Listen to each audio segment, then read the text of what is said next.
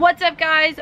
Welcome to this year's, the 2018 May Madness Bracket Buster Challenge. We did it last year, and we're gonna do it again this year. In case you are wondering, or in case you can't notice, I'm rooting for the Terps all the way. Terps got the #1 seed in both the men's and women's tournaments, so I'm hoping for a double Terp victory again. We're gonna dive right into the brackets, who we think's gonna win the first round matchups all the way to the finals, and I'm gonna tell you guys about the sweet giveaway you'll win at the end of Memorial Day weekend.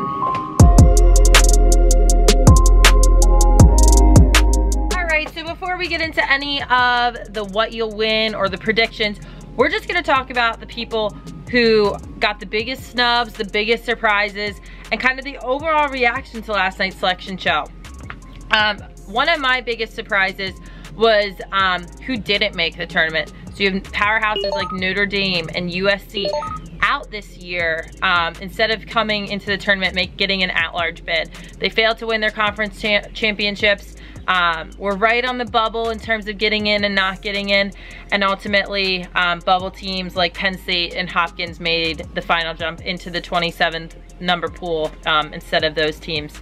The commissioner and the head chair committee for the selection committee said that there were 5 teams vying for 2 spots, and Penn State and Hopkins were the last 2 in. So congratulations to them, and good luck to them in this year's tournament. I think other big surprises to the lacrosse world, some in the lacrosse world, were the overall 1 through 8 seedings.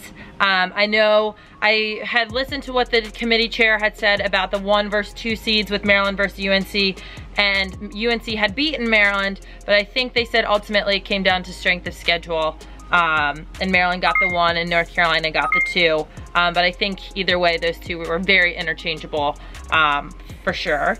And then as we go down the list, JMU holding a 3 seed. I think some were shocked that that wasn't BC. You know, I think James Madison has had an unbelievable year. They've played against good competition. They beat Carolina when Boston College couldn't the second time. So I'm not sure if that played a role into the choosing or whatever. But they hold the 3 seed. 4th seed Boston College. I watched them play in the ACC tournament. I think they're a force to be reckoned with in this NCAA May Madness rather. They play clean. They play fast. Sam Mapuzo is probably the best player in the country right now, I would say, and she can put on a show, and she does it all. So Boston College, I think, at a 4. I could have seen them at a 3, but again, the 3-4 spots were pretty interchangeable. But I think the biggest surprise to people was Stony Brook at number 5. They'd been ranked #1 all season long by, you know, the human polls. But I think ultimately it came down to their strength of schedule and their RPI for dropping to a number 5 seed. They have a tough road ahead. That bracket's pretty tough with BC in it as number 4. But, you know, if you're gonna win national championships, you gotta play the best teams, and they'll have a chance to prove it moving forward. So I think they have a good shot in making it back to Final 4 and hosting at Final 4 as well. 6th seed Florida, 7th seed Towson, 8th seed Loyola.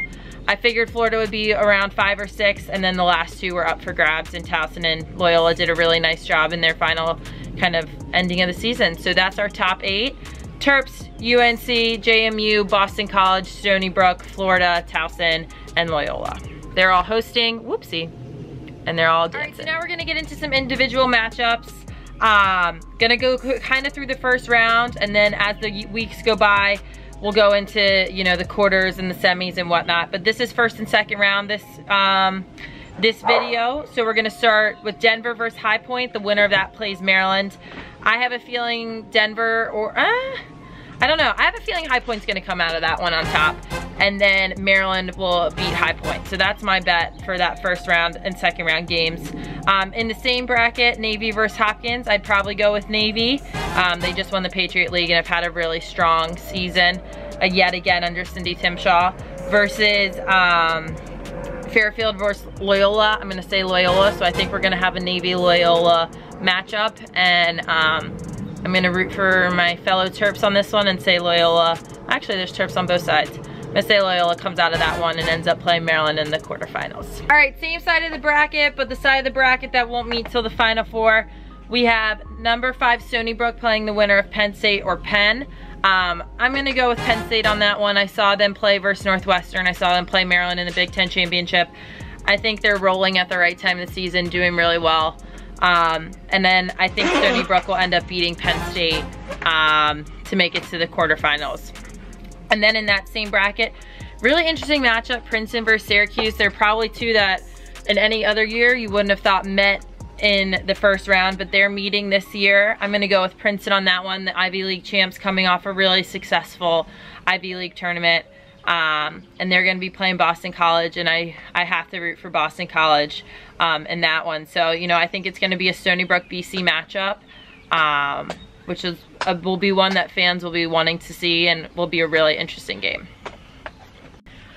All right, settling in and moving to the other side of the bracket. So we're going opposite side. One of these teams will face one of the other teams from the previous two segments in the national championship. So Maryland doesn't have to worry about anybody on this side until the end if they make it there and so forth. So JMU is the number 3 seed. They're gonna be playing the winner of Stanford or Virginia.